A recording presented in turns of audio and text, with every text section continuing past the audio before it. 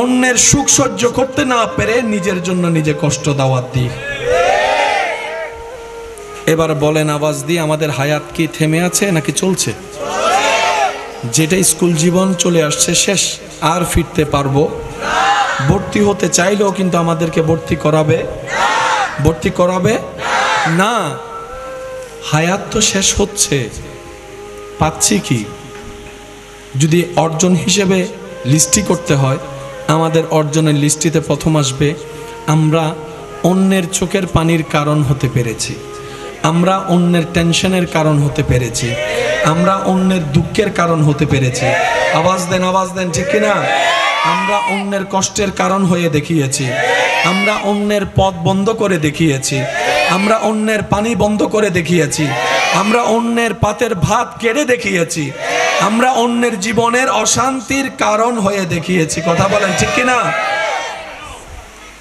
যার কারণে পাওয়াটা আর আমাদের কিচ্ছুই হয় নাই, সব লসের খাতায় চলে গেছে। আল্লাহ আমাদের সবাইকে নিজের ভালোর জন্য হলেও আল্লাহর দিকে তাকিয়ে আল্লাহর সৃষ্টিকে ভালো রাখার মতো মন আল্লাহ আমাদের সবাইকে দান করে। আমার কথাই তো কেউ কষ্ট নিন না, এগুলো জানার বুঝার দরকার। পিছনের বাইরে একটু আওয়াজ দিয়ে বলেন দরকার আছে। কারণ নিজে বাঁচলেই আমার ভালো আমাকে ভাবতে হবে, আপনার ভালোর চিন্তা আপনি করবেন। কিন্তু একটা কথা মনে রাখবেন, আল্লাহ তাআলা আমরা মানব জাতিকে এমনভাবে জীবন দান করেছেন, একজনের জন্য আরেকজন দরকার। এই মাহফিলটা করার জন্য কমিটির দরকার, বলেন না?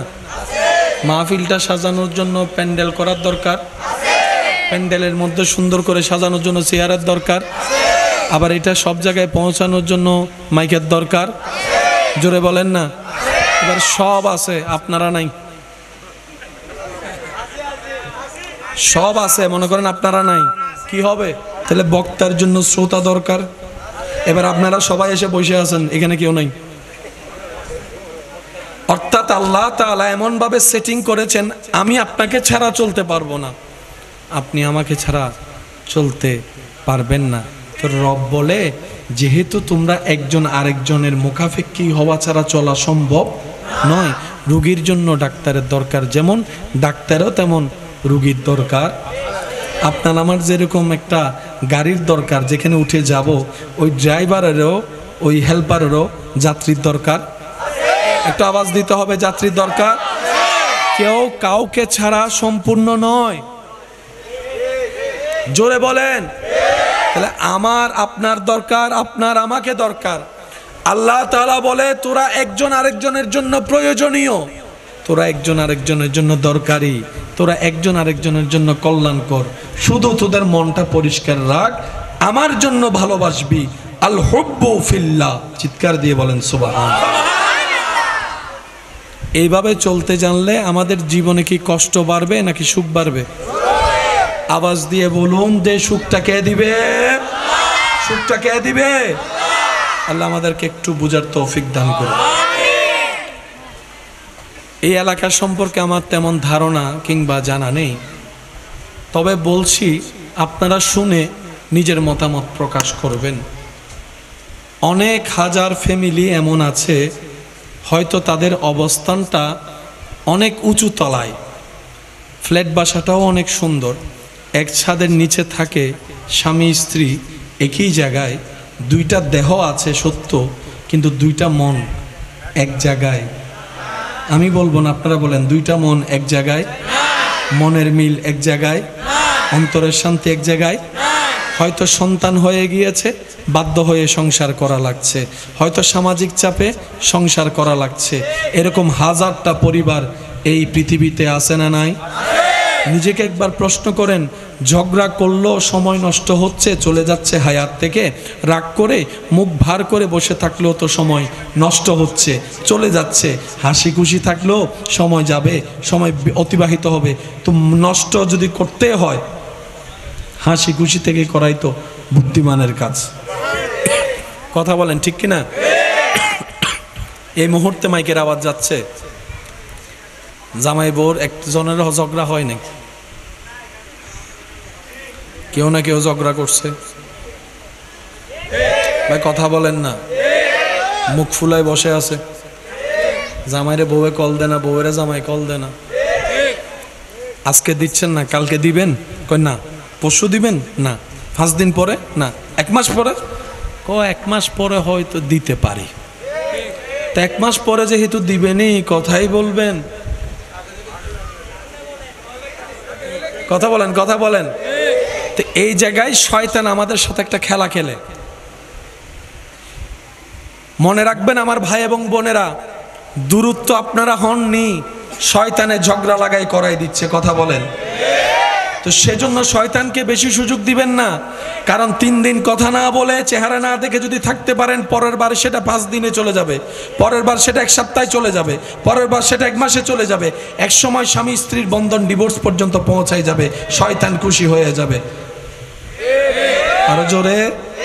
সেজন্য শয়তানকে সুযোগ দেওয়ার কোনো দরকার। রাগ আসে কি ফেরেশতা থেকে না শয়তান থেকে? অভিমান আসে কি ফেরেশতা থেকে না শয়তান থেকে? গালাগালি বকাবকি আসে কি ফেরেশতা থেকে না শয়তান থেকে?